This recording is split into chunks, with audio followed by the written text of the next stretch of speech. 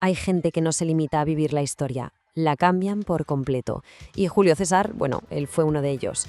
Hoy vamos a meternos de lleno en su historia para ver cómo la ambición, el genio militar y una astucia política increíble llevaron a un solo hombre al poder absoluto y en el proceso, cómo acabó con una república para dar paso a un imperio.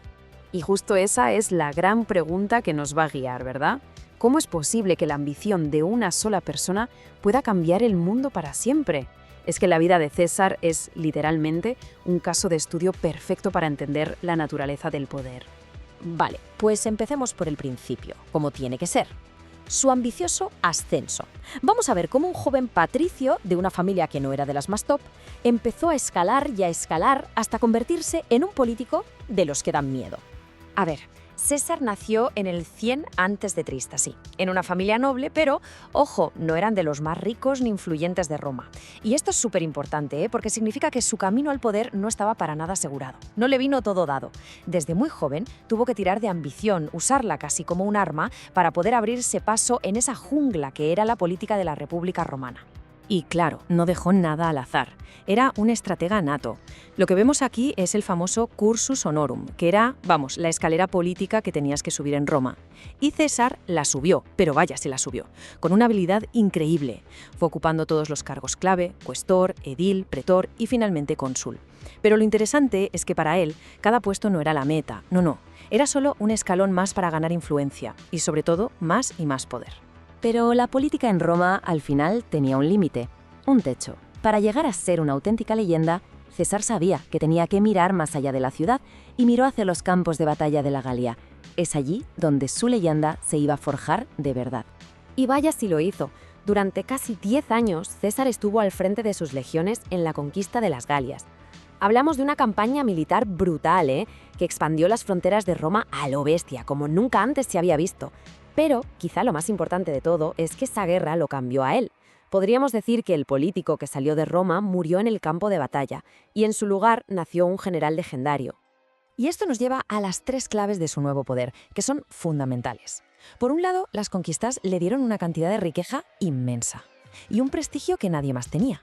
Pero el punto de inflexión, el factor decisivo de verdad, fue la lealtad, pero la lealtad absoluta de su ejército.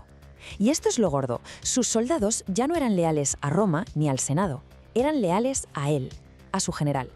Y claro, ese era un tipo de poder que el Estado romano ya no podía controlar, se les había ido de las manos. Claro, un poder así, tan personal, tan inmenso, era imposible que coexistiera con el viejo orden republicano. Era como agua y aceite.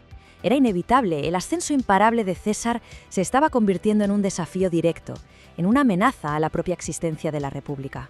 Esta comparativa lo resume a la perfección. Por un lado tienes el poder de César, que se apoyaba en un ejército que solo, y digo solo, le obedecía a él. Y por el otro, el pánico absoluto del Senado, que veía en ese general y en su poder una amenaza de muerte para la República. Eran 2 trenes en la misma vía, estaban destinados a chocar. Y la tensión, llegó a un punto de no retorno en el año 49 a.C. El Senado, ya contra las cuerdas, le lanzó un ultimátum en toda regla. O disuelves tu ejército y vuelves a Roma como un ciudadano normal y corriente, o te declaramos enemigo del Estado. Así de claro. Era una de esas decisiones que no tienen vuelta atrás. Y la respuesta de César, su respuesta es historia pura. Hizo lo impensable. Cruzó con todas sus legiones el río Rubicón, que era esa frontera sagrada que ningún general podía cruzar en armas. Y al hacerlo, pronunció esas palabras que han resonado durante siglos. Alea y acta est. La suerte está echada. Se acabó el juego. Aquello era, sin más, una declaración de guerra civil contra el Senado y contra Roma. La guerra civil que vino después fue terrible. Devastó Roma. Pero al final del humo y la sangre, solo quedó un vencedor en pie, Julio César. Tras derrotar a todos sus rivales, incluido su antiguo aliado Pompeyo, se convirtió en el dueño y señor absoluto de Roma. Acumuló un poder que ningún romano había tenido jamás en sus manos.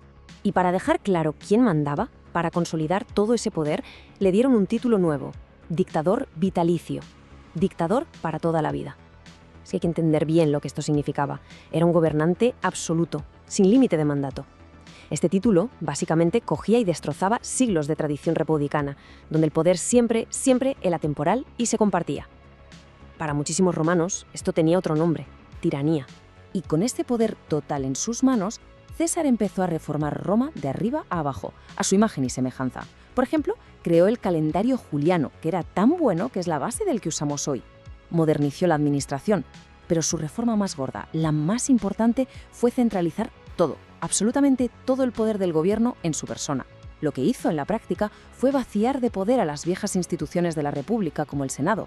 Las dejó como un cascarón vacío. Pero claro, tener un poder tan absoluto tenía un precio, y un precio muy, muy alto. El miedo que su figura generaba, sobre todo en la élite del Senado, estaba preparando el terreno para el dramático acto final. El telón estaba a punto de caer sobre su vida. El miedo, el pánico real que circulaba por el Senado era que César diera el último paso, que se autoproclamara rey. Para nosotros hoy quizá no suene tan grave, pero en la cultura política romana la palabra rey era veneno puro. Odiaban la monarquía con toda su alma. Y ese miedo, ese fue el pegamento que unió a un grupo de senadores en una conspiración para una sola cosa: asesinarlo. Y así fue. En los famosos idus de marzo, es decir, el 15 de marzo del año 44 a.C., Julio César fue asesinado, a puñaladas. Y no en cualquier sitio, sino en el mismísimo Senado, el que se suponía que era el corazón de la República. La misma República que, según los conspiradores, él mismo había matado. Y aquí es donde encontramos la tremenda ironía de toda esta historia. El objetivo de los asesinos: salvar la República, restaurar el viejo orden, volver a como eran las cosas antes. ¿Y el resultado? Pues justo lo contrario. Su muerte no salvó nada. Lo que hizo fue desatar otra guerra civil, aún más sangrienta si cabe. O sea que el asesinato no solo no salvó a la República, es que la sentenció a muerte de forma definitiva. De las cenizas de esa nueva guerra civil surgió una figura clave: su heredero, su sobrino nieto Octavio. Y fue él quien completaría el trabajo de César, convirtiéndose en Augusto, el primer emperador de Roma. Así que pensadlo bien, la muerte de César fue, en realidad, el nacimiento del imperio. Y así, volvemos al principio, a esa pregunta que 2000 años después sigue sin tener una respuesta fácil. ¿Quién fue Julio César? ¿Un líder brillante, un visionario que salvó a Roma del caos en el que estaba sumida?